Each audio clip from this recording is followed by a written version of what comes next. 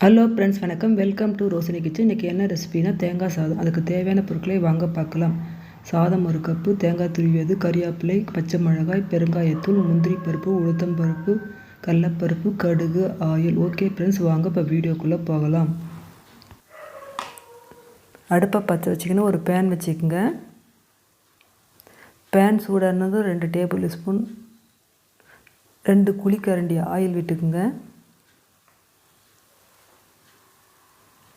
Oil நல்லா சூடு ஏறட்டும்.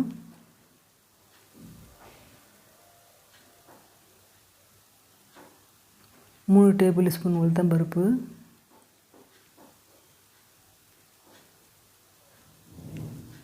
3 table spoon கடலைப்பருப்பு,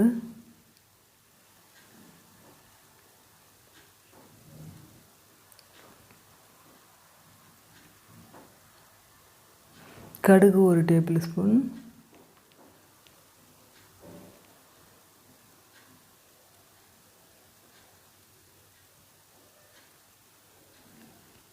கடுகு நல்லா வெடித்த உடனே இதை சிவக்க ரோஸ்ட் பண்ணிக்கோங்க.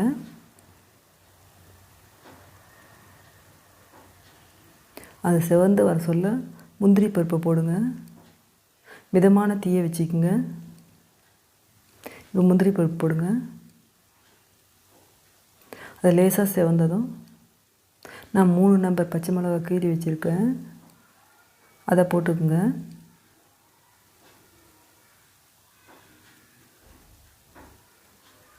தேங்காய் சாதத்துக்கு முந்திரி போட்டால் ரொம்ப டேஸ்ட்டாக இருக்குங்க.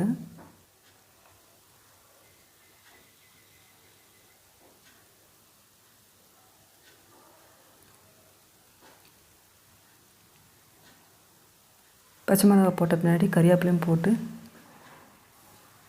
வதக்கிக்குங்க. பால் தேங்காவை 1 கப்பு துருவி வச்சுருக்கேன், அதை போட்டு வதக்குங்க.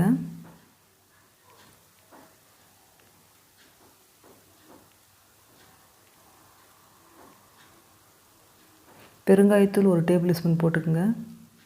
உப்புத்தூள் நான் சாதத்தோடு போட்டுக்கிறேன்.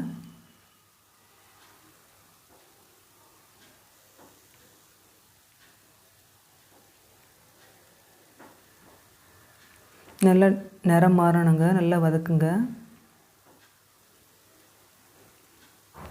நல்லா நிறமான பின்னாடி வடித்து ஆறின சாதத்தை 1 கப்பு எடுத்து வச்சுருக்கேன், அதில் கொட்டி நல்லா கலக்குங்க.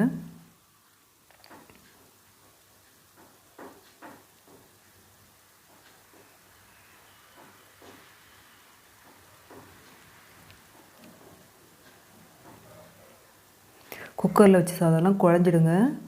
வடித்து தான் போடணுதுக்கு தேங்காய் சாதத்துக்கு.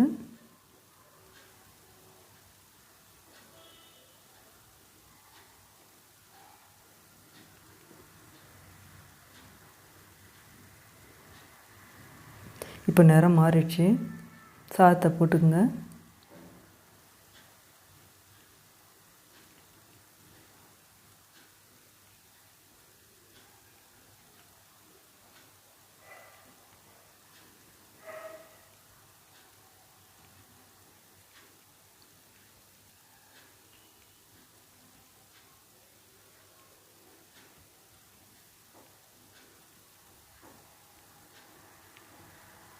போட்டு கலக்கிட்டு உப்புத்தூள் கொஞ்சம் போடுங்க.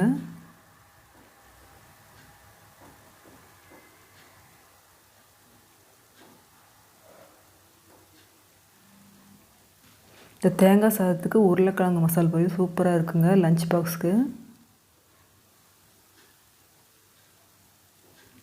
உப்புத்தூள் போட்டுக்குங்க.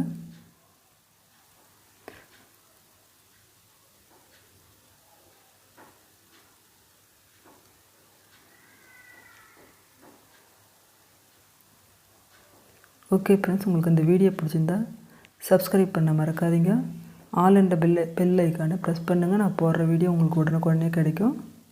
லைக் பண்ணுங்கள், ஷேர் பண்ணுங்கள்.